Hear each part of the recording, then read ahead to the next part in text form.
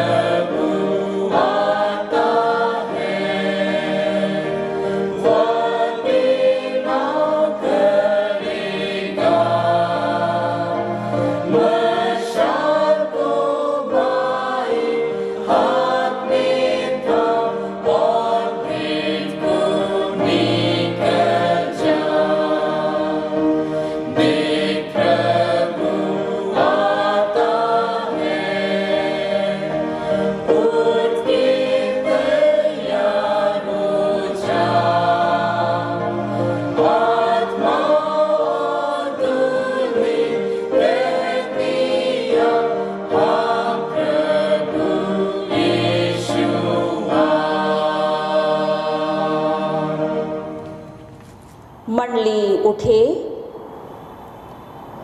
हमारा आरंभ त्रिएक परमेश्वर पिता और पुत्र और पवित्र आत्मा के नाम से। आमीन। हमारी सहायता ईश्वर के नाम से है जिसने स्वर्ग और पृथ्वी को सृजा।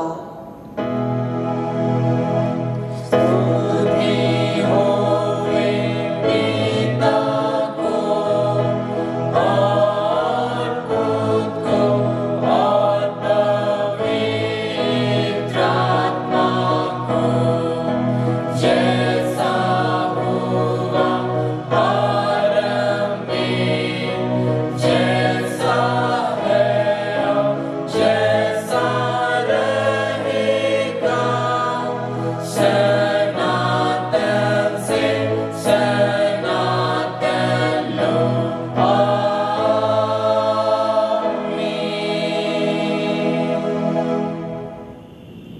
हम ईश्वर के सामने अपने अपने पापों को दीनताई से घुटने टेक कर अथवा बैठकर मान लेंगे।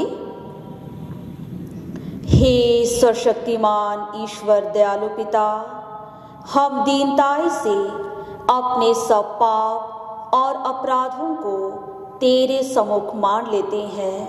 तो अपने प्रिय पुत्र हमारे प्रभु यीशु ख्रिस्ट के कारण हम पर दया दृष्टि कर और हमारे सब पापों को क्षमा कर। आमीन।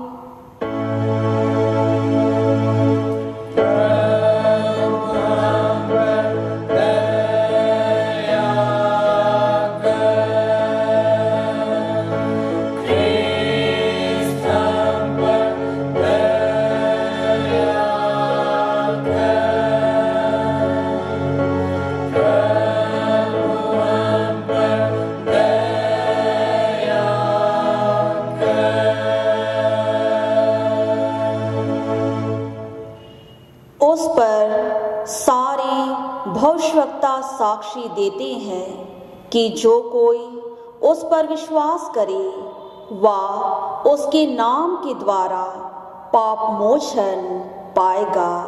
आमीन।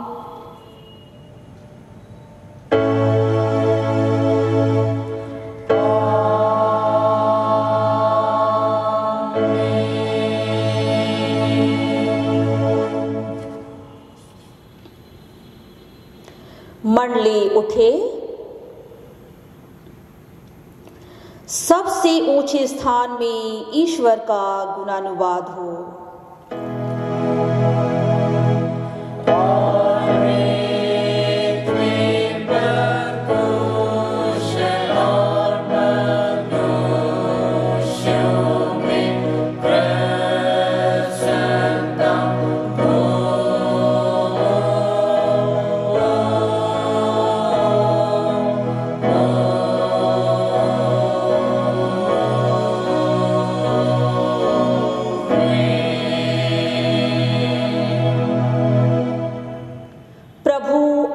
सबों के संग हो।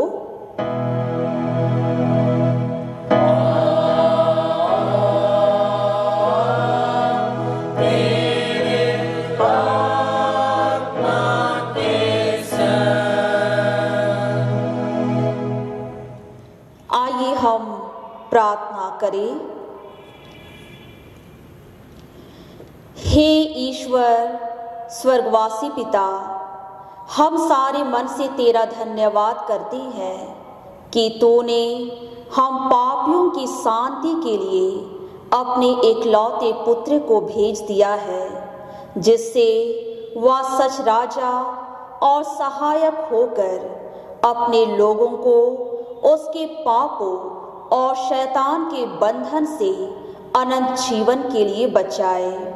हम तेरी विनती करते हैं कि पवित्र आत्मा के द्वारा हमको ऐसा प्रकाशमय कर चला और अगुवाई कर कि हम उसे अपना राजा और मुक्तिदाता पहचान के ग्रहण करें और केवल उसी पर अपना सारा भरोसा रख के अनंत जीवन पाए।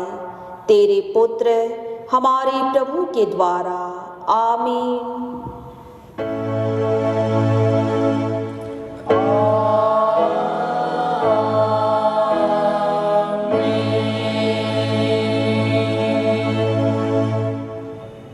हम लोग आज के पवित्र दिन के लिए परमेश्वर का वचन को पहले पाठ वचन के रूप में सुनेंगे और वो हमें मिलता है इब्रानियों की पत्री अध्याय 10 पद संख्या 19 से 24 पद तक। इब्रानी 10 19 से 24।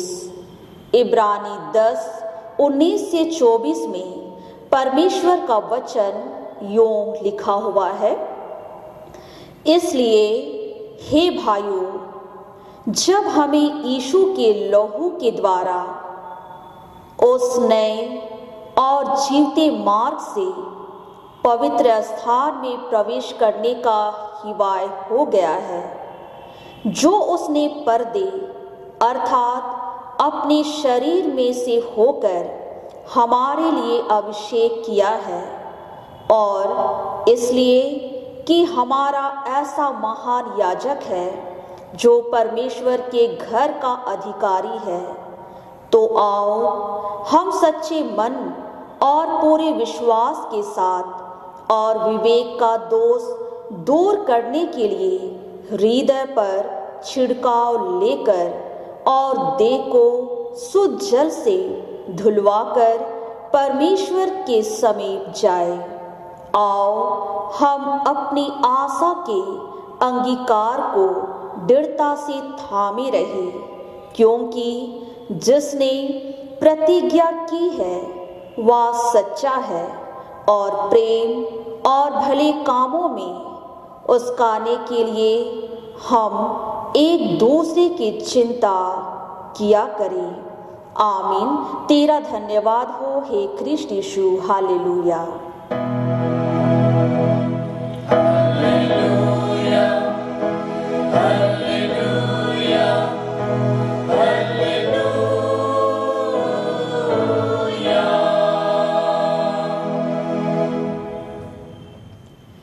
अब हम समस्त क्रिश्चियानी कलीसिया के संग अपना महापवित्र विश्वास मान लेकर यूं कहे, मैं विश्वास करती हूँ परमेश्वर पिता पर, जो स्वर्ग और पृथ्वी का सर्वशक्तिमान सृजनहार है, और उसके इकलौते पुत्र अपने प्रभु यीशु ख्रिस्ट पर, जो पवित्र आत्मा से गर्भ में आया, कुंवारी मरियम से उत्पन्न हुआ, पांतुस पिलातुस की आज्ञा से दुख उठाया, क्रूस पर चढ़ाया गया, मर गया और गाड़ा गया, पाताल में उतरा, तीसरे दिन मृतकों में से जी उठा, स्वर्ग पर चढ़ गया और परमेश्वर सर्वशक्तिमान पिता के दाहिने हाथ बैठा है, जहाँ से वह जीतों और मृतकों का विचार करने को फिर आएगा।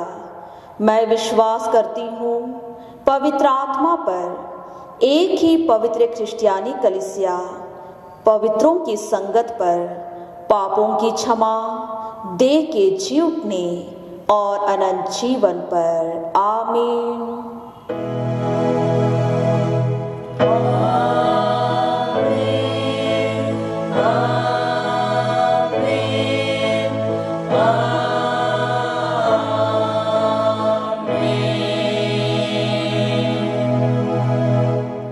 मंडली बैठ जाएंगे।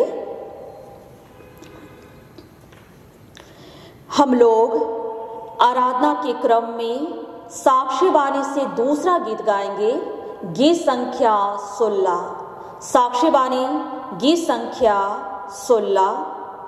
उठे सयोन मगन हो, जय जय कर यरूशलेम, तेरा राजा आता है कुशल शांति देने को।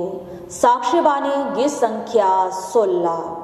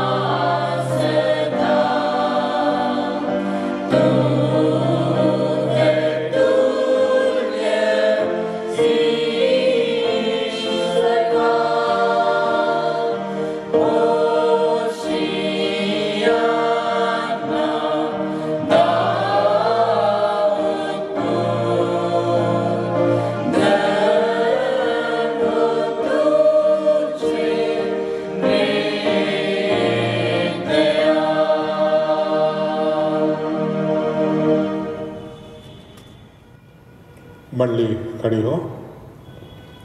आप सबों को हमारे पिता परमेश्वर और उसके पुत्र प्रभु यीशु मसीह की ओर से अनुग्रह और शांति अधिकाई से मिले। हम प्रार्थना करें। हमारे प्रेमी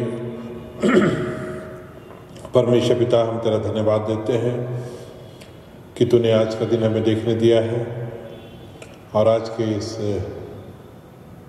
विश्रामवार के दिन में हम प्रभु परमेश्वर तेरे निकट आते हैं, तेरी स्तुति और धन्यवाद करते हैं। हाँ प्रभु, आज इस प्रभुवार में हम तेरे जीवित होने को फिर से स्मरण करते हैं कि तू सप्ताह के पहले दिन जी उठा और सदा जीवित है। हाँ पिता परमेश्वर, तू ही हमारे लिए मारा गया, हमारे लिए तो गाड़ा गया पताल में उतरा और फिर तीसरे दिन तू जी उठा है और जीवित है। आज के दिन तेरे इस आश्चर्य कर्म को हम लोग विशेष याद करते हैं और सचमुच में अपना मन और ध्यान तेरी ओर लगाते हैं। तो आज की आशीष, वचन की आशीष हर एक अधिकाई से दे। अपने वचन के द्वारा तो हर एक से बातें कर। तेरा वचन जो जीवित है, एक एक से बातें करें। आप लोग परमेश्वर, और निश्चय ही तेरे वचन को हम अपने हृदय में अधिकाई से बसने दे और हम तेरे वचन की अगुवाई में जीवन बिताएं। हमारे सारे गुनाहों को क्षमा कर, हमारे सारे दुर्बलताओं को दूर कर, ख्रिस्ट यीशु के नाम से आमीन। आज के लिए जो उपदेश का वचन ठहराया गया है, जो हमें मिलता है मत्ती लिखित सुसमाचार उसका 21वां अध्याय, उसके पद 1 से लेकर आगे हम लोग 15वें पद तक हम सुनेंगे। मत्ती 21:1 से 15। जब यरूशलेम के निकट पहुंचे और जैतून पहाड़ पर बैतफगे के पास आए तो यीशु ने 2 चेलों को यह कहकर भेजा, सामने के गांव में जाओ। वहां पहुंचते ही एक गधी बंधी हुई और उसके साथ बच्चा तुम्हें मिलेगा। उन्हें खोलकर मेरे पास ले आओ। यदि तुम में से कोई कुछ कहे तो कहना कि प्रभु को इनका प्रयोजन है, तब वह तुरंत उन्हें भेज देगा। यह इसलिए हुआ कि जो वचन भविष्यवक्ता के द्वारा कहा गया था वह पूरा हो। सियोन की बेटी से कहो, देख तेरा राजा तेरे पास आता है, वह नम्र है और गधे पर बैठा है, वरन लादू के बच्चे पर। चेलों ने जाकर जैसा यीशु ने उनसे कहा था वैसा ही किया और गधी के बच्चे को लाकर उन पर अपने कपड़े डाले और वह उन पर बैठ गया। तब बहुत से लोगों ने अपने कपड़े मार्ग में बिछाए और अन्य लोगों ने पेड़ों की डालियां काटकर मार्ग में बिछाए।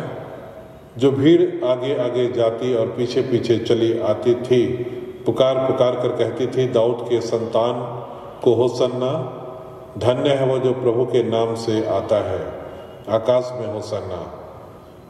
जब उसने यरूशलेम में प्रवेश किया तो सारे नगर में हलचल मच गई और लोग कहने लगे, यह कौन है? लोगों ने कहा, यह गलील का नासरत का भविष्यवक्ता यीशु है। यीशु ने परमेश्वर के मंदिर में जाकर उन सबको जो मंदिर में लेन देन कर रहे थे निकाल दिया और सराफों के पीढ़े और कबूतर बेचने वालों की चौकियां उलट दी और उनसे कहा, लिखा है मेरा घर प्रार्थना का घर कहलाएगा, परंतु तुम उसे डाकुओं की खोह बनाते हो। तब अंधे और लंगड़े मंदिर में उसके पास आए और उसने उन्हें चंगा किया। परंतु जब प्रधान याजकों और शास्त्रियों ने इन अद्भुत कामों को जो उसने किए थे और लड़कों को मंदिर में दाऊद के संतान को होसन्ना पुकारते हुए देखा तो वे क्रोधित हुए। यहाँ तक आमीन। सही बैठ जाएंगे। ख्रिस्त में प्रिय भाई तथा बहनों, आज पहला एडवेंट है। आज से एडवेंट काल आरंभ हो जाता है। और यह जो 4 सप्ताहों का एक काल है और यह कलीसिया के कैलेंडर के अनुसार पहला काल है। और निश्चय ही प्रियो एडवेंट जो शब्द आता है ये एक लैटिन शब्द है और इस शब्द का अर्थ होता है आगमन। आगमन अर्थात प्रभु यीशु का आगमन या मसीहा का आगमन। और ये मसीह का आगमन बाइबल का एक महत्वपूर्ण विषय है और प्रभु यीशु मसीह के आगमन हमारे सारे संसार के लोगों के उद्धार अर्थात छुटकारे के लिए हुआ, चाहे वह किसी भी देश या निवासी या किसी भी जाति का हो या कोई भी भाषा भाषी का व्यक्ति क्यों ना हो, सबके छुटकारे के लिए प्रभु यीशु मसीह का आगमन हुआ है। और इस कारण यूहन्ना 3:16 में वचन स्पष्ट कहता है कि जो कोई भी उस पर विश्वास करेगा वह नाश नहीं होगा परंतु अनंत जीवन पाएगा। तो यहाँ पर वचन स्पष्ट है कि कोई भी व्यक्ति हो जो प्रभु यीशु के उद्धार पर विश्वास करेगा वह अनंत जीवन का भागी बन जाएगा। प्रियो, पुराने नियम में अगर हम ओल्ड टेस्टामेंट में अगर हम लोग देखें तो मसीह यीशु के आगमन के विषय विस्तार से लिखा हुआ है। उसके जन्म के विषय, उसके कार्यों के विषय, उसके क्रूस मृत्यु के विषय, उसके पुनरुत्थान के विषय और उसके स्वर्ग ग्रहण के विषय इत्यादि सारी बातें पुराने नियम में विस्तार से लिखा हुआ है। एक भविष्यवाणी के रूप में वो सारी बातें हैं। जैसे कि आज का वचन जो उपदेश के निमित्त लिया गया है, जिस घटना का जिक्र वहां पर पाते हैं वह जकरिया का नाम में लिखा हुआ है, जहां वचन कहता है, हे सियोन बहुत ही मगन हो, हे यरूशलेम जय जयकार कर, क्योंकि तेरा राजा तेरे पास आएगा। वह धर्मी और उद्धार पाया हुआ है, वह दीन है और गधे वरन गधी के बच्चे पर चढ़ा हुआ आएगा। इस तरह जकरिया नबी का यह वचन प्रभु यीशु मसीह के आगमन की गवाही देता है और उसकी भविष्यवाणी करता है। और हम देखते हैं कि प्रभु यीशु मसीह जब चेलों को गधी का बच्चा लेने के लिए वे एक गांव में भेजते हैं और जैसा उनसे कहा जाता है कि तुम उस गांव में जाओ और वहां पर तुम्हें गधी का बच्चा बंधा हुआ मिलेगा और उसे तुम खोल कर मेरे लिए ले आओ, और जब कोई कुछ कहे तो कहना प्रभु को इसका प्रयोजन है, प्रभु की इसकी आवश्यकता है और वह उसे जाने देगा। बिल्कुल ऐसे ही हम देखते हैं कि उसके चेले जब जाते हैं तो ठीक इसी रीति से जब वे गधी के बच्चे को खोलते हैं तो वहाँ पर जो भी थे वो पूछते हैं कि ऐसा क्यों करते हो। तब चेले उनको जवाब देते हैं कि प्रभु को इसका प्रयोजन है और वे उन्हें जाने देते हैं। तो प्रभु इन बातों को पहले ही उन्हें बताते हैं, क्योंकि प्रभु सब कुछ देख सकते हैं। वो भूतकाल को देख सकते हैं, वर्तमान या भविष्य काल को देख सकते हैं। और इस तरह से हम आगे देखते हैं कि जब वे उस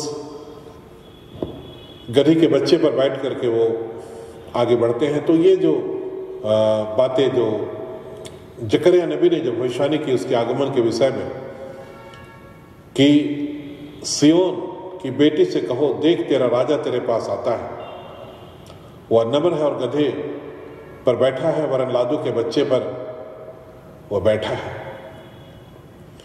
हम देखते हैं कि जो भविष्यवाणी के रूप में जकरिया नबी ने यह वचन कहा वो बिल्कुल 500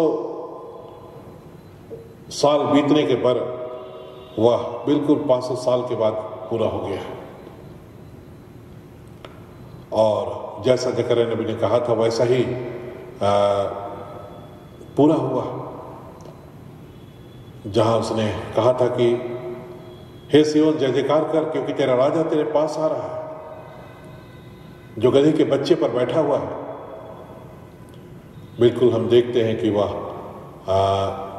इज़राइल का राजा प्रभु यीशु मसीह उसी रूप में यरूशलेम में पहुंच गया। यरूशलेम में वह उनके बीच में प्रकट हो गया। तो सचमुच में यह प्रियो प्रभु यीशु मसीह का आगमन और उसके विषय जो भी बातें कही गई हैं बिल्कुल सटीक रूप से कहा गया है। और हम लोग होसे नबी की पुस्तक में जिस तरह पढ़ते हैं कि मसीह का प्रकट होना या यहोवा का प्रकट होना भोर का सा निश्चित है। यस होसे 6:3 में अगर हम लोग पढ़ें तो वहाँ पर परमेश्वर का वचन साफ ये बताता है कि मसीह यहोवा का प्रकट होना भोर का सा निश्चित है। जिस तरह भोर अवश्य ही होती है, उसी तरह से प्रभु का आना भी निश्चित है। और इसलिए प्रियो वचन वहाँ पर कहता है कि हम यहोवा को ढूंढें, हम उसको खोजें और उसके ज्ञान को पाने के लिए हम यत्न करें।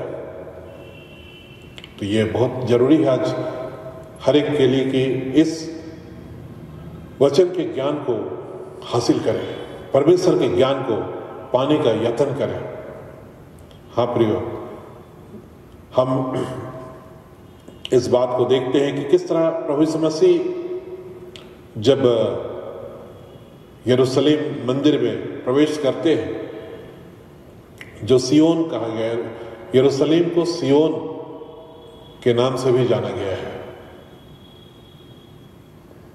और उस मंदिर में प्रवेश करने के बाद वहाँ वे उसकी सफाई करते हैं। वहाँ जितने लोग भिन्न भिन्न तरह से जो व्यापार कर रहे थे उनको वे वहाँ से खदेड़ते हैं, वहाँ से निकालते हैं और उनसे कहते हैं कि मेरा भवन प्रार्थना का भवन कहलाएगा, तुम उसे डाकुओं की खो बनाते हो। मेरा भवन प्रार्थना का भवन कहलाएगा, तुम उसे डाकुओं की खो बनाते हो। प्रियो, हम इस बात को देखते हैं कि मंदिर में लेन देन और कबूतर और विभिन्न पशुओं की खरीद बिक्री को हम लोग वहाँ पर देखते हैं। जो मंदिर के परिसर में ये बातें चलाई जा रही थी और इस तरह से जो मंदिर की जो शोभा है, वहाँ के जो विशेष जो प्रार्थना की बातें हैं वो धूमिल सी हो गई थी। जो वहाँ के याजक वर्ग के लोग थे उनका ध्यान उस और प्रार्थना के से ज़्यादा वो उस लेन देन में उनका ध्यान केंद्रित हो गया था। और दूसरी बात हम लोग देखते हैं कि वहाँ पर बुराई को हम लोग देखते हैं, अर्थात ये सारी लेन देन की बातें जो मंदिर में जो भेंट चढ़ाए जाते थे और जो बलि दिए जाते थे, उन्हीं बातों का वो लेन देन था। लेकिन इसमें बुराई को हम लोग देखते हैं और वो किस तरह की हम देखते हैं। जो बाजार का मूल्य था, जो भी भेंट चढ़ाने के लिए पशु या पक्षी या रुपए पैसे को हम लोग बाजार में जो देखते हैं, उससे कई गुना बढ़ी हुई कीमत में मंदिर में दिया जाता था। और भेंट चढ़ाने के लिए याजक परखता था कि यह उचित है कि नहीं है। और वह जो बाहर से लोग कम कीमत में भेड़ या बकरी या कबूतर इत्यादि को लाते थे, उसको वह बिल्कुल वह उसको एक तरह से हम कहें तो उसको वह नहीं स्वीकार करता था, वह अस्वीकार्य हो जाता था। और जो मंदिर परिसर से खरीद कर लाते थे उसी को वह एक्सेप्ट करता था। इससे हम लोग जान सकते हैं कि किस तरह बुराई आ गई थी। अर्थात और मंदिर परिसर में जो भी चीज बिकता था वो कई गुना ज्यादा कीमत में, जो बाजार की कीमत से कई गुना ज्यादा कीमत में वह बेची जाती थी। और इस तरह से जो उनके साथ एक तरह से शोषण होता था। वहाँ के जो यहूदी जो भेंट चढ़ाते थे उनके साथ एक तरह से उनका शोषण होता था। और उसके ऊपर से जो जहाँ पर लेन देन होता था वो मंदिर का परिसर था। जैसे वो उस परिसर में प्रवेश करते थे जो पूरी तरह चारों ओर दीवारों से घिरा हुआ था, तो जो बाहरी आंगन था जो अन्य जातियों के लिए दिया गया था, जो अन्य जाति प्रभु के खोजी थे, जो यहोवा को ढूंढते थे, उनके लिए वो दिया गया था, वहीं पर लेन देन होता था। और इससे वो लोग अपना ध्यान वहाँ पर नहीं लगा पाते थे, कंसंट्रेट नहीं कर पाते थे। जो कि सच्चे ईश्वर की खोज में रहते थे, जो वहाँ यरूशलेम आते थे, क्योंकि लेन देन का जो शोरगुल था उसमें वो अपना ध्यान को केंद्रित नहीं कर पाते थे। और इस तरह से प्रभु ने कहा, मेरा घर सभी जातियों के लिए प्रार्थना का भवन होगा और तुमने उसे डाकुओं की खो बना दिया है।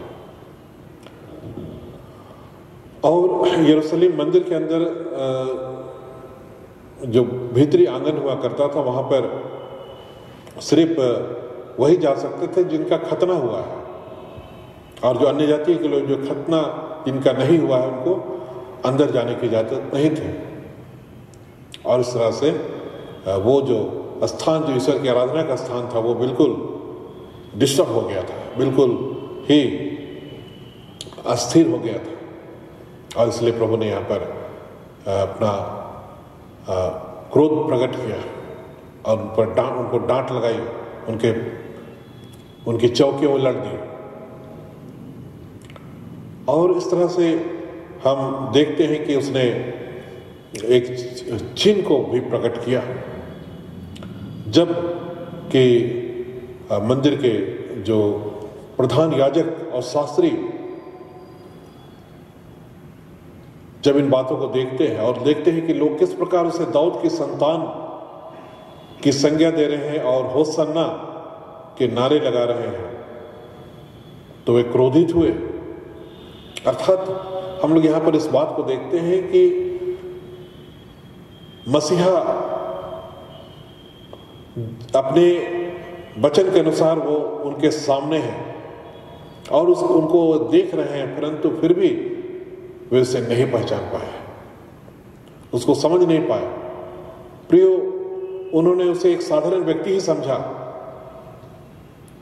यूसुफ और मरियम का पुत्र एक साधारण व्यक्ति ही के रूप में उन्होंने उसको देखा और एक मसीहा के रूप में लोग नहीं पहचान पाए।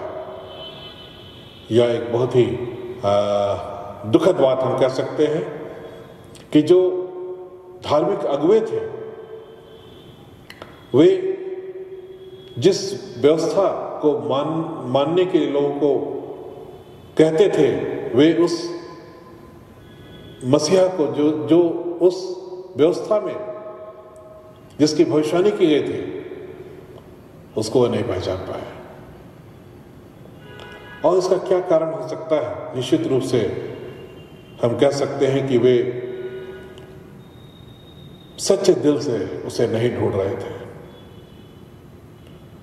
वो एक रीति और दस्तूर के रूप में वे परमेश्वर की उपासना कर रहे थे, परमेश्वर को की सारी बातों को एक रिचुअल्स के समान, एक रीति विधि और धार्मिक कर्म कांडों के रूप में वे सिर्फ निभा रहे थे, लेकिन सच्चाई से वे परमेश्वर को नहीं खोज रहे थे।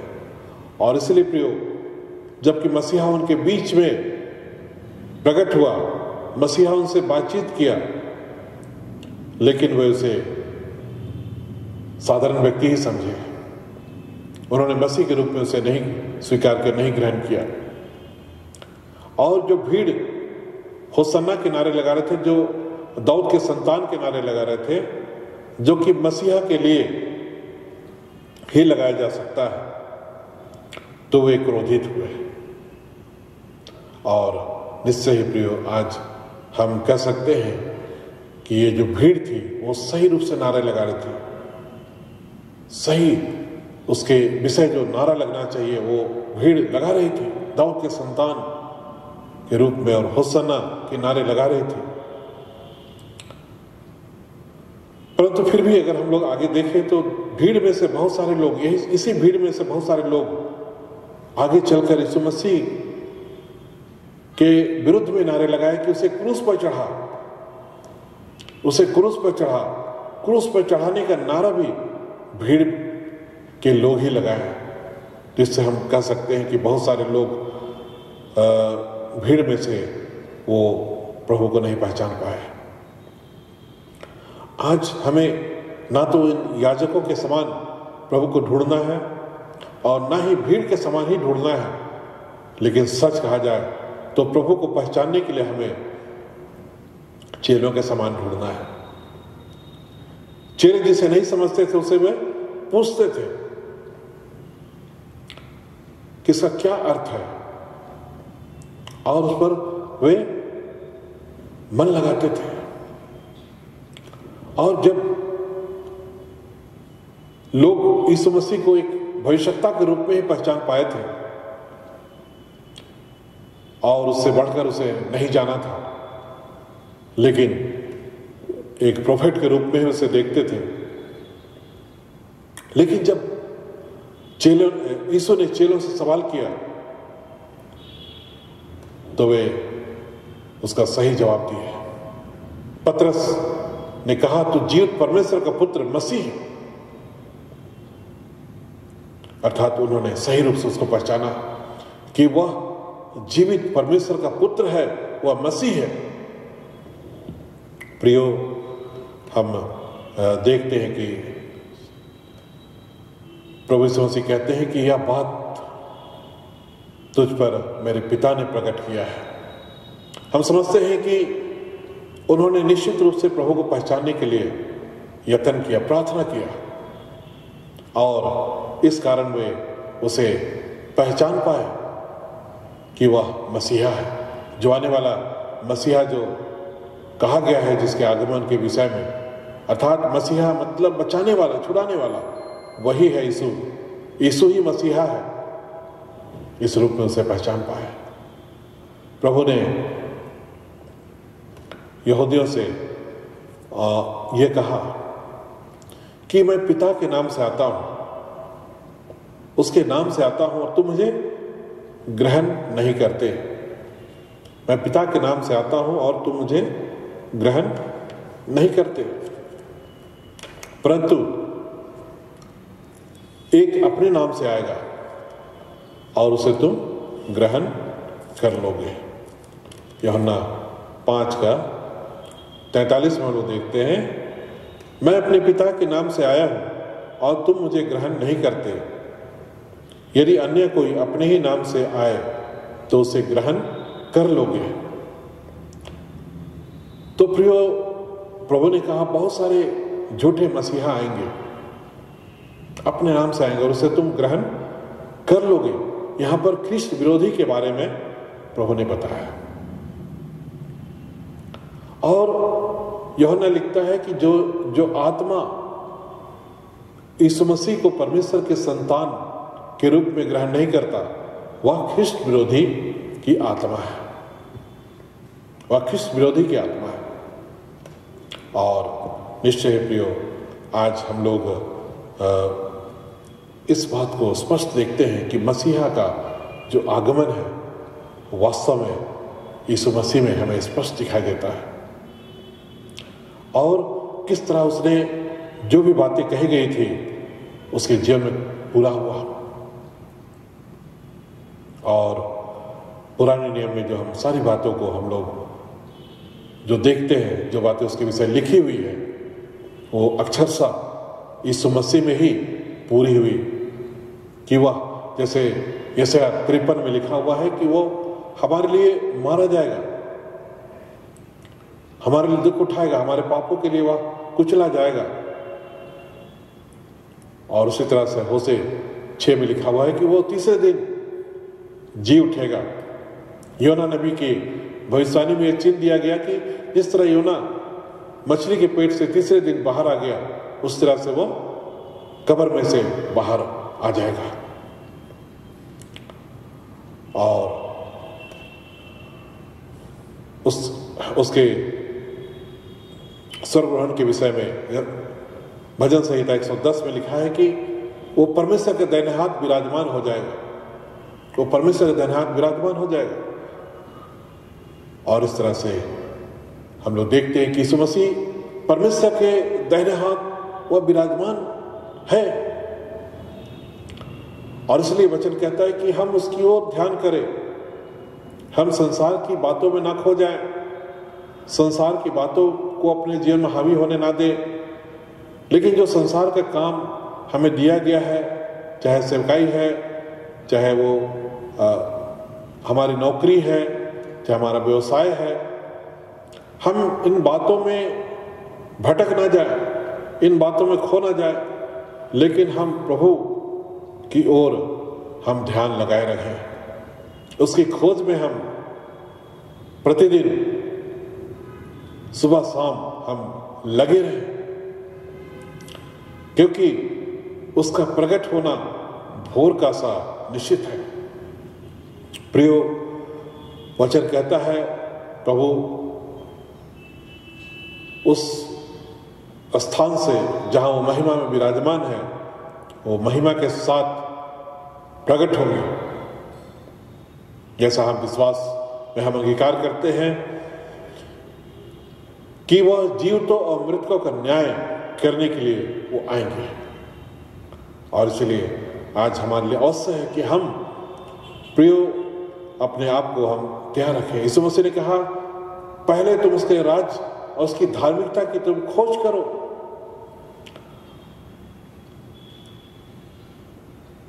क्या खाएंगे, क्या पिएंगे, क्या पहनेंगे की चिंता में ना रहो, क्योंकि स्वर्गीय पिता जानता है तुम्हें ये चाहिए और वो तुम्हें देगा। परंतु तुम उसके राज, पहले उसके राज और उसकी धार्मिकता की तुम खोज करो। प्रियो, आज यदि हम ईश्वर को इसलिए खोजते हैं कि हमें नौकरी मिल जाए और या हमारा ब्याह हो जाए, या फिर हमारा घर बन जाए, और जब हमारी नौकरी लग गई, हमारा ब्याह हो गया, हमारा घर बन गया, उसके बाद हम ईश्वर को खोजना छोड़ देते हैं, तो सच कहा जाए तो हम परमेश्वर के राज को नहीं खोज रहे हैं, हम दुनिया की आशीषों को हम खोज रहे हैं। लेकिन परमेश्वर का राज भी दुनिया की आशीषों से बढ़कर के है। आज इन बातों को हमें समझना है। दुनिया की आशीषें परमेश्वर में देता है और कहता है कि वो तुम्हें मिलेगा, परंतु हमारा ध्यान परमेश्वर की ओर लगा रहना है। भजन संहिता में वचन कहता है कि जब परमेश्वर तुम्हारे अन्न और धन में बढ़ती करे, तब भी उसकी ओर ध्यान ना लगाना, तब भी उसकी ओर मन ना लगाना, क्योंकि वचन कहता है कि परमेश्वर का आनंद, परमेश्वर हमें उस आनंद से भर देता है, उससे बढ़कर के आनंद हमें देता है जो अन्न और धन की बढ़ती से होता है। तो प्रियो, परमेश्वर का जो आनंद है वो अन्न और धन की बढ़ती से ज्यादा है। हम जो क्रिसमस की तैयारी कर रहे हैं, क्रिसमस अब आने ही वाला है,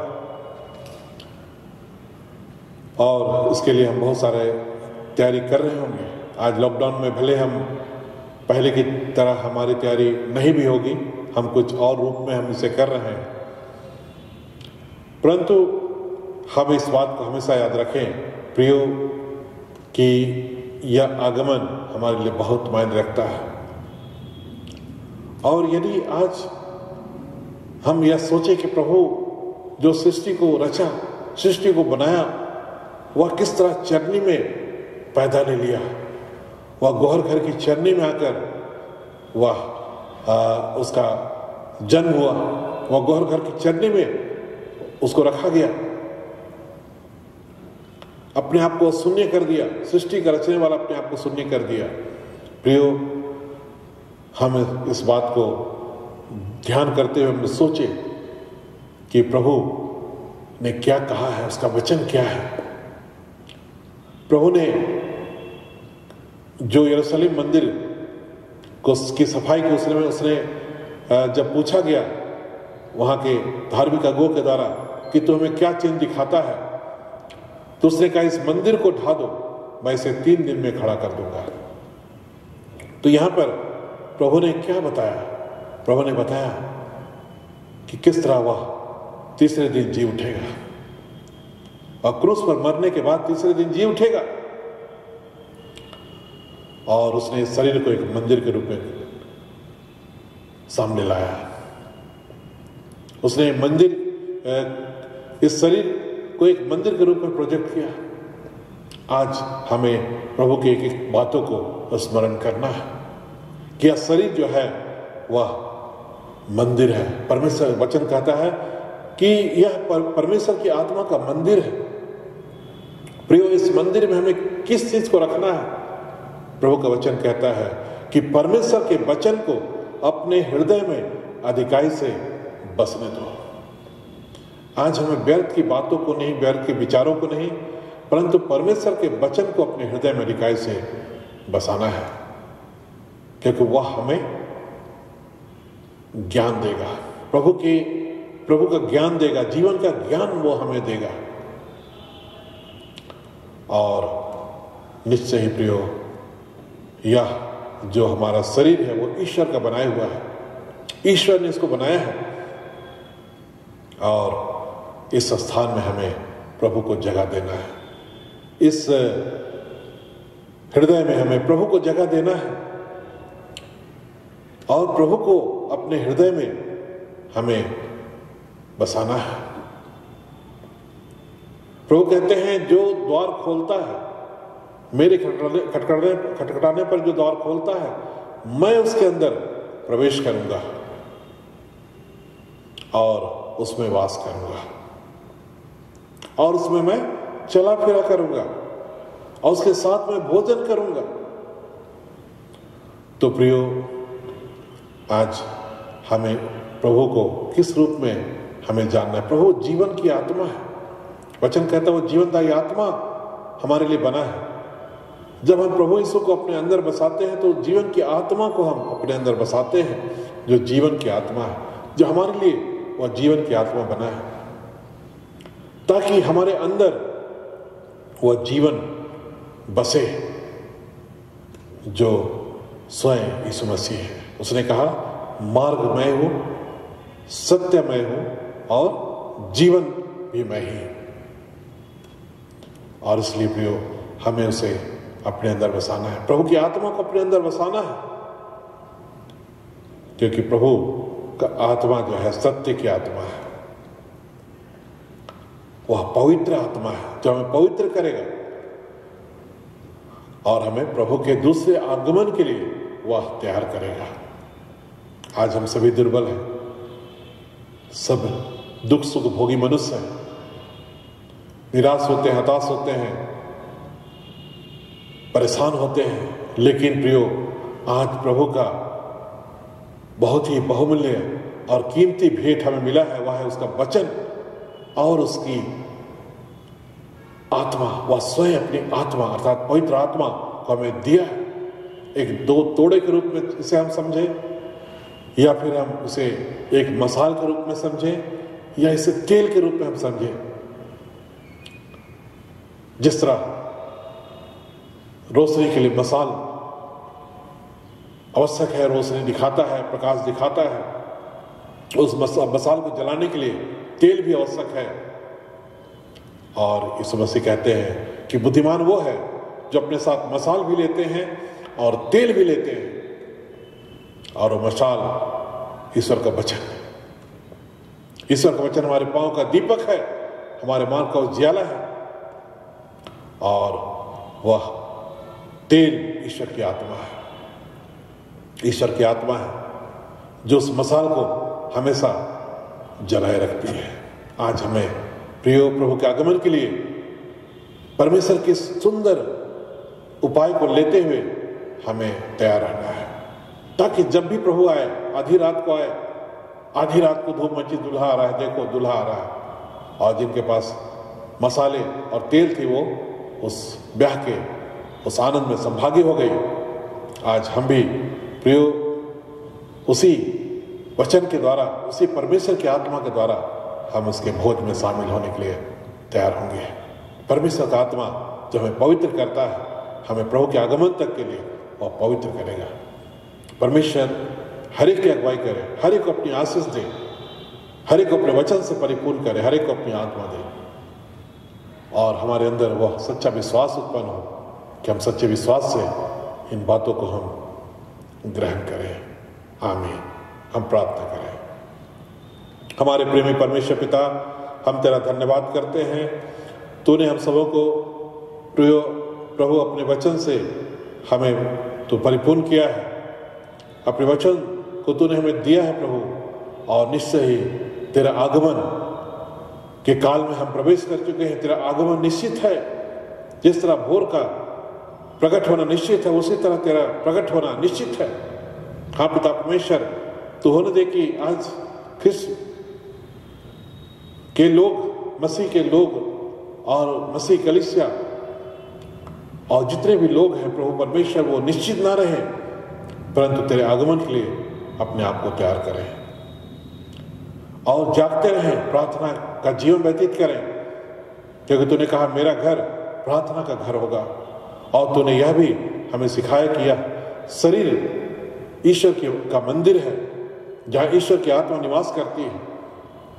हाँ प्रभु परमेश्वर, अनुग्रह कर किया शरीर हमारा जीवन प्रार्थनामय होने पाए, और निश्चय यहाँ व्यर्थ की बातें नहीं, व्यर्थ की विचारण नहीं, विचारधाराएं नहीं, वरन तेरा वचन इस मन में वास करने पाए। हमारी ये प्रार्थना है एक एक के लिए, सबों के लिए, हम सबों के लिए तेरी अनुग्रह, तेरी आशीष हर एक अधिकार से मिले, ख्रिस्त यीशु के नाम से आमीन। और परमेश्वर की शांति जो समझ से परे है, हर एक के मन अंतःकरण की रक्षा करे, अब से सदा लो आमीन। हम लोग आगे साक्षीवाणी से गीत गाएंगे। गीत संख्या 312। साक्षीवाणी गीत संख्या 312। बादलों पर यीशु राजा जल्दी आता है, दूतों के संग प्रभुओं का प्रभु आता है। साक्षीवाणी गीत संख्या 312।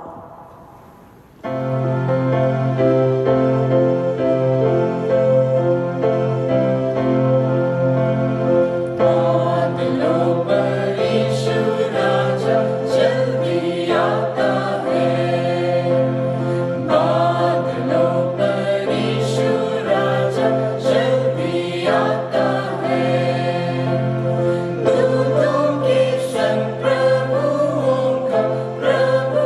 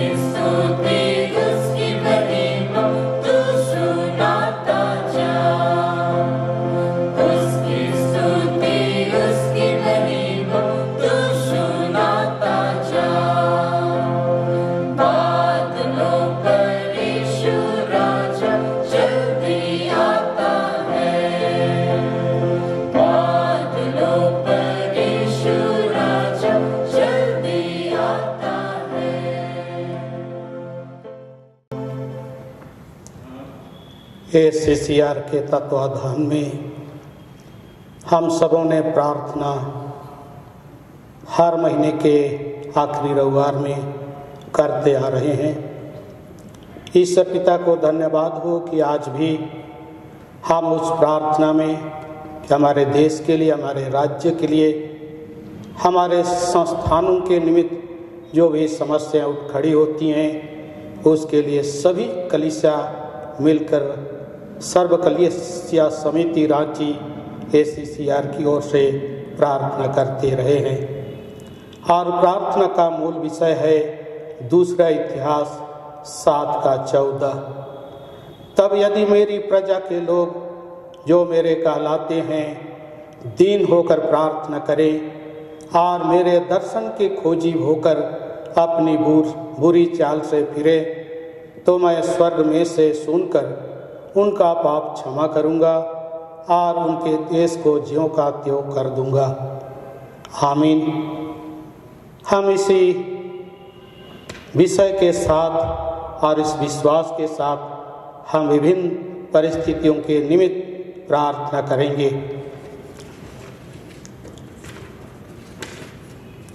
हे सर्व शक्तिमान सृष्टिकर्ता, सर्वज्ञानी, सर्व उपस्थित परमेश्वर पिता, आज इस पवित्र दिन में हृदय से आपका धन्यवाद करते हैं और आपके सम्मुख अपने पापों का अंगीकार करते हैं। हमने मन, वचन, कर्म से आपके सम्मुख पाप, दोष एवं गुनाहों के लिए प्रार्थना करते हैं।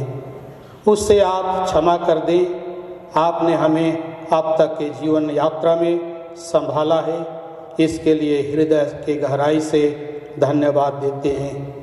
प्रभु, आज हम देश के सभी कलीसिया के लोग एक मन और एक चित्त होकर प्रार्थना करते हैं कि इन दिनों जब पूरा विश्व कोरोना वायरस के महामारी से पीड़ित है, ऐसे समय में हे प्रभु, हम सब अपनी आत्मिक आंखें आपकी ओर उठाते हुए प्रार्थना करते हैं कि ऐसे महामारी से पूरे विश्व के हर एक देशों को छुटकारा दे।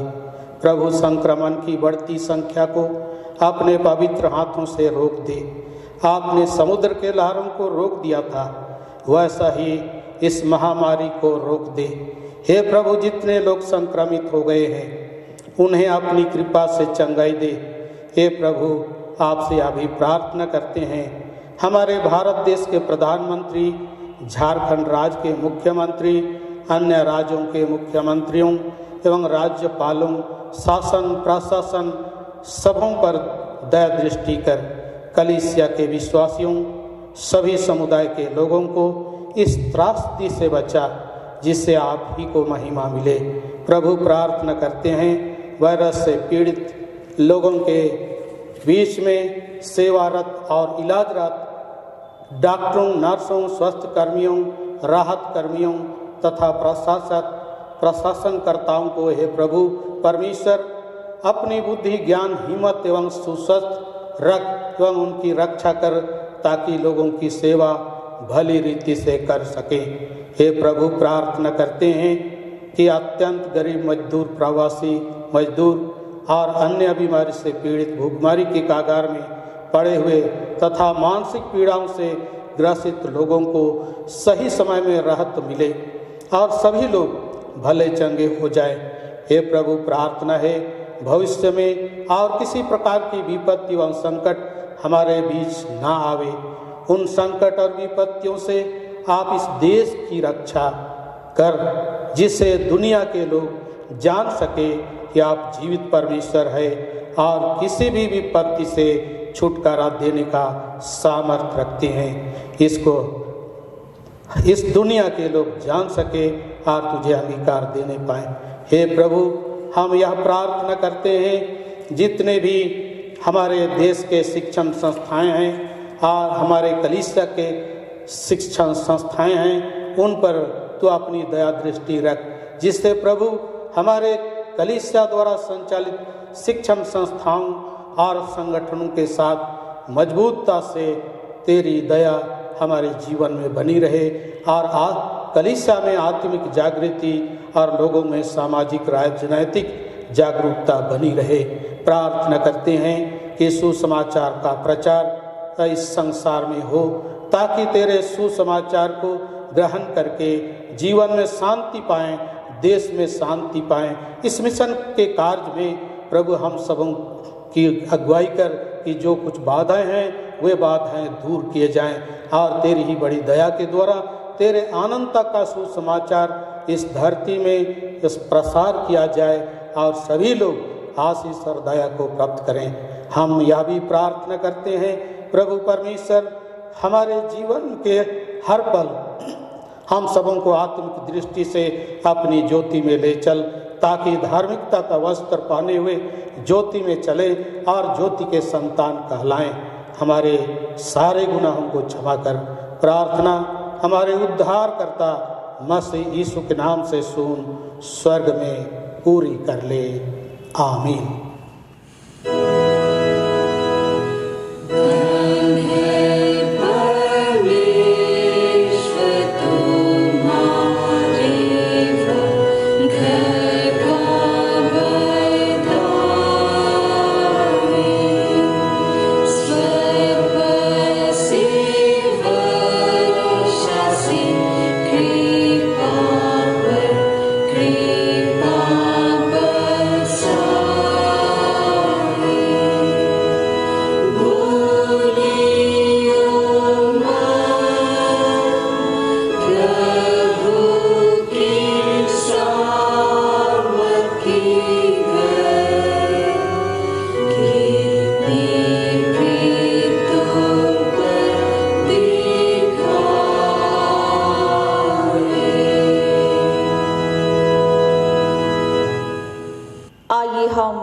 प्रार्थना करें।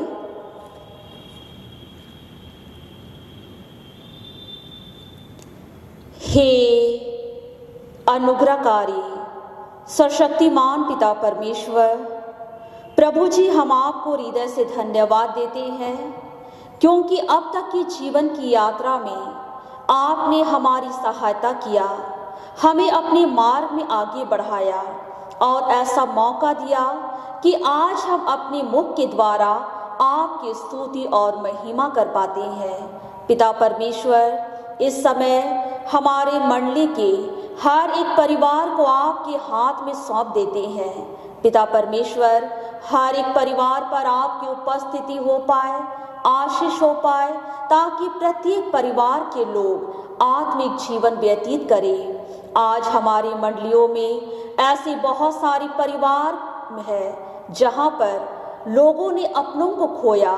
बहुत सारे हमारे माता पिता, भाई बहन, बच्चे प्रभु में सो गए हैं। उस शोकित परिवार में आप अपनी शांति को दे, उन्हें हिम्मत और ढाढ़स दे, ताकि प्रत्येक लोग अय्यूब के समान उच्चार सके कि परमेश्वर ने दिया, परमेश्वर ने लिया, परमेश्वर का नाम धन्य है। ऐसे बहुत सारे परिवारों में जिनका लोटा पानी मेहमानी वचनदत्त हो गया, ऐसे परिवार जिनकी शादियां हो गई, उन लोगों के जीवन में तू आशीष दीजिए ताकि वे अपने दाम्पत्य जीवन में आगे बढ़ सके। और प्रभु जी, हर चुनौती और संघर्ष में आपको महिमा दे पाए। हमारे मंडली में ऐसे परिवार हैं जिनके दाम्पत्य जीवन में आपने आशीष दिया, उनके गोद में बेटे और बेटियों का दान दिया और हमारी मंडली को आगे बढ़ाया है। उन बच्चों पर विशेष आशीष दे, हर प्रकार की पाप बुराई से उन्हें बचा कर रख, ताकि वो नवजात शिशु परमेश्वर पिता आपके सामर्थी हाथों में सुरक्षित और स्वस्थ रहने वाले हो पाए। पिता परमेश्वर, जब आज हम लोग एडवेंट काल में प्रवेश करते हैं, हम सबों के मन अंतःकरण को तो शुद्ध और पवित्र कर, ताकि हम अपने अंदर में पनपने वाले हर एक पाप और बुराई को दूर कर सके, एडवेंट काल की तैयारी कर सके, यीशु मसीह को अपने हृदय में ग्रहण करने वाले हो पाए और यह एडवेंट काल हम सभी लोगों के लिए एक आशीष से भरा हुआ काल हो पाए और निरंतर प्रभु के मार्ग में हम लोग आगे बढ़ने वाले हो पाए। पिता परमेश्वर, इस समय जब आज हम लोग कोरोना वायरस के कारण प्रभावित पाए जाते हैं, हम सबों के बीच में आपने ऐसा मौका दिया कि आज हम अपने विश्वास को दृढ़ता और मजबूती के साथ खड़े रख सके। हमारी सहायता कर कि हम कोरोना वायरस से लड़ सके और प्रभु जी स्वस्थ और सुरक्षित रहते हुए आपको धन्यवाद दे सके और आने वाले उस महाक्लेश के लिए हम अपने मन को तैयार करें।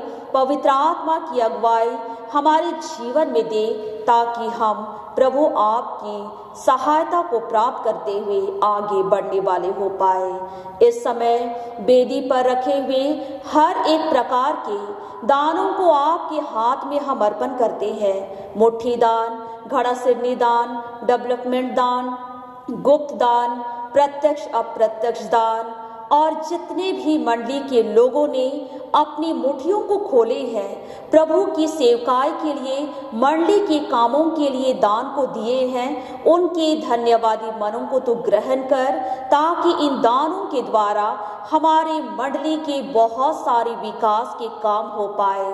प्रत्येक दानदाता की अगुवाई कर, ताकि इसी तरह वे इस मंडली में अपना योगदान और सहयोग देने वाले हो पाए।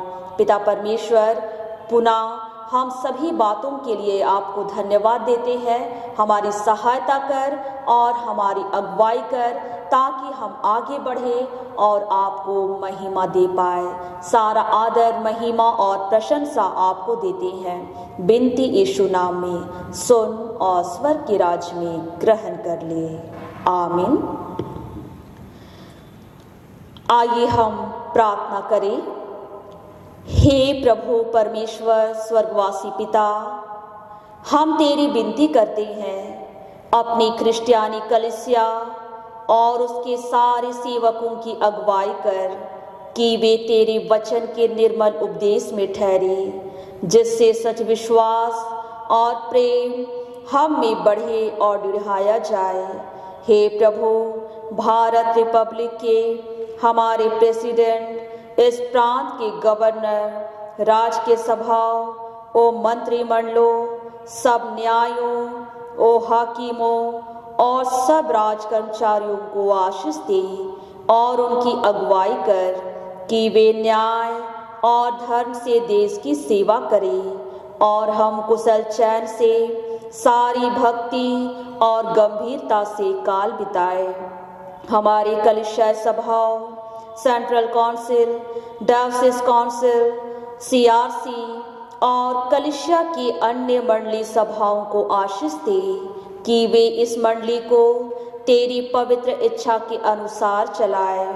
जगत की लूथरन कलीसिया और देश विदेश के हमारे सभी क्रिस्टीय विश्वासी मित्रों को आशीष दे, कि हम क्रिस्टीय प्रेम और सहयोग में आगे बढ़े और जगत में तेरी साक्षी के लिए अधिक सामर्थ पाए।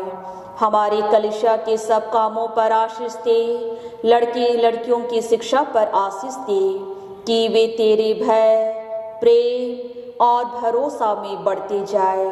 कलीसिया के विद्यालयों, शिक्षण प्रशिक्षण महाविद्यालयों और अन्य संस्थाओं को संभाल और उनकी बढ़ती दे और उनके द्वारा कलीसिया के लिए आत्मिक और लौकिक आशीष दे। खेती बाड़ी और हर एक काम उद्यम को सफल कर, जिससे हर कोई सुविवेक से तेरे आगे चले और अपनी जीविका पाए। अपनी कृपा से उन सबों पर दृष्टि कर जो कंगालपन, रोग और नाना प्रकार की शकेती और दुख में है, उनको शांति दे। हमारे कलीसिया के सब भाई बहनों की रक्षा कर जो दूसरे देशों में चले गए हैं, कि वे सब जोखिम और परीक्षाओं में विश्वासी ठहरे। हम उनके लिए भी तेरी विनती करते हैं जो मंडली से निकाले गए व उलट हुए हैं। उन पर दया कर कि वे सच्चे पश्चाताप से तेरी ओर फिरे। सब मनुष्यों का त्राणी ठहर और उन पर जो अंधियारे में बैठे हैं मुक्ति का उजाला प्रकाश कर। हमको आपश्तापी मृत्यु से बचा और अंत में अपने प्रिय पुत्र हमारे प्रभु यीशु ख्रिस्ट के द्वारा स्वर्ग राज में ग्रहण कर। हे हमारे पिता, तू जो स्वर्ग में है, तेरा नाम पवित्र किया जाए, तेरा राज आए, तेरी इच्छा जैसे स्वर्ग में है वैसे इस पृथ्वी पर भी पूरी हो। हमारे प्रतिदिन की रोटी आज हमको दे और हमारे अपराधियों को क्षमा कर जैसे हम भी अपने अपराधियों को क्षमा करते हैं, और हमको परीक्षा में मत डाल परंतु बुरे से छुड़ा, क्योंकि राज और पराक्रम और महात्म सदा तेरी ही है। आमीन।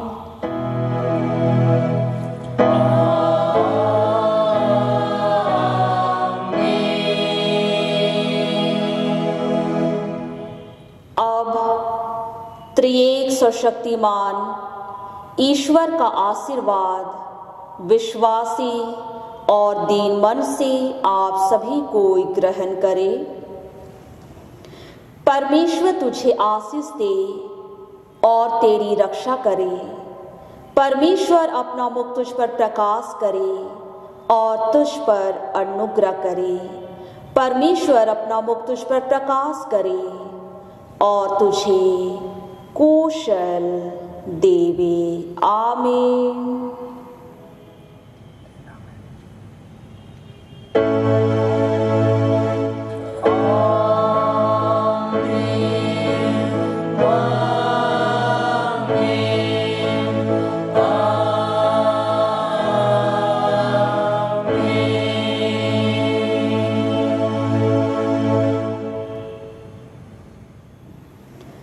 यीशु सहाय।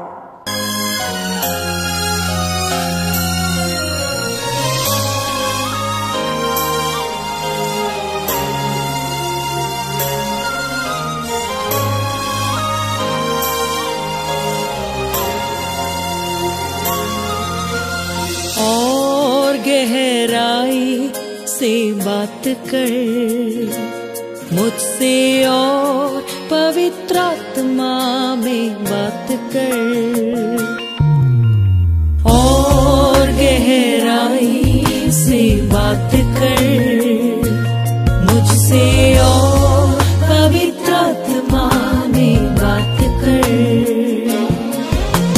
सर्वश्रेष्ठता से सर्व सामर्थ्य से सर्वश्रेष्ठता से सर्व सामर्थ्य से और गहराई से बात कर मुझसे और पवित्र आत्मा में बात कर।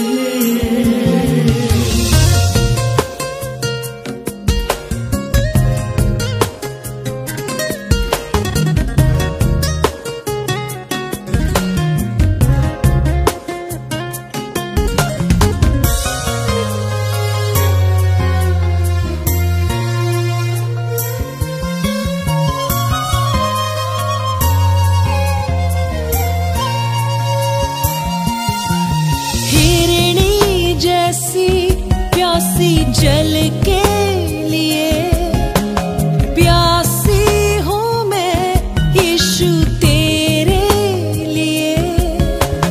हिरनी जैसी प्यासी जल के लिए प्यासी हूँ मैं यीशु तेरे लिए। वो जीवन का जल दे मुझको, जीवन मेरा यीशु तेरे लिए। वो जीवन का जल दे मुझको, जीवन मेरा यीशु तेरे लिए। सर्वश्रेष्ठता से सर्व सामर्थ से, सर्वश्रेष्ठता से सर्व सामर्थ से और गहराई से बात कर मुझसे, और पवित्र आत्मा में बात कर।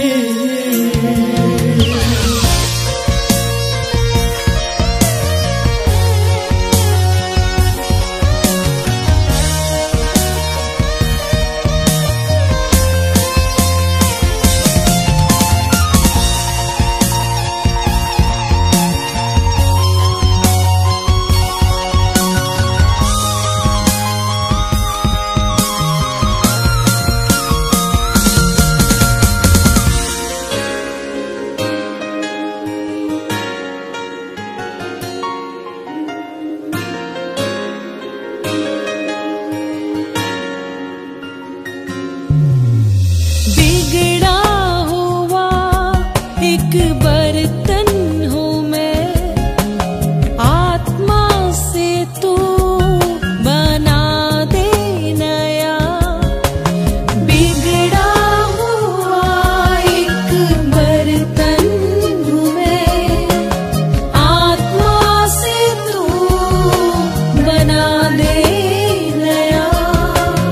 तू है कुम्हार, तेरे हाथों में मैं आदर का पात्र बना दे मुझे।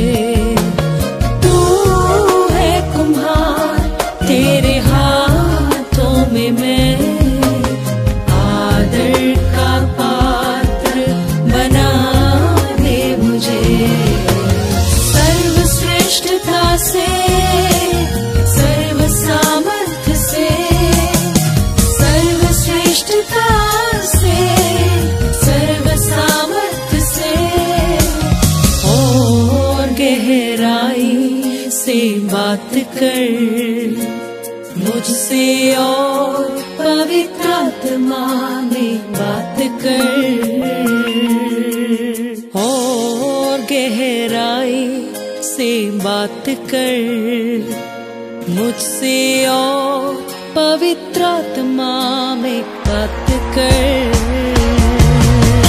सर्वश्रेष्ठता से सर्व सामर्थ से, सर्वश्रेष्ठता से सर्व सामर्थ से, सर्वश्रेष्ठता से सर्व सामर्थ से, सर्वश्रेष्ठता से सर्व सामर्थ से और गहराई से बात कर मुझसे, और पवित्र आत्मा में बात कर। और गहराई से बात कर मुझसे, और पवित्र आत्मा में बात कर।